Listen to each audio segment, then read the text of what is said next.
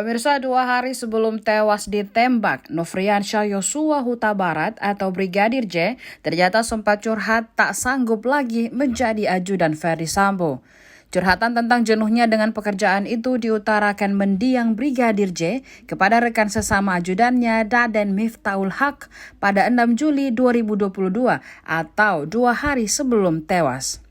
Menurut Daden, keluhan itu disampaikan saat berada di Magelang, Jawa Tengah.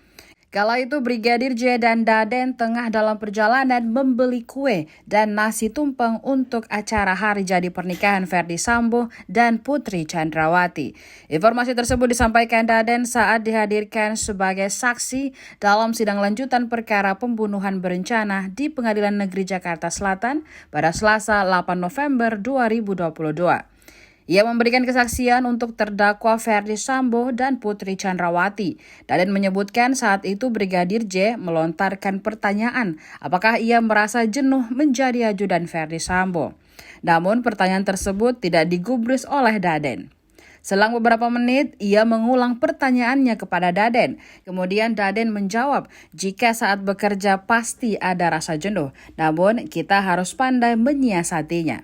Daden kemudian berusaha memberikan nasihat kepada Brigadir J dengan menyampaikan bahwa hidup harus memiliki resolusi.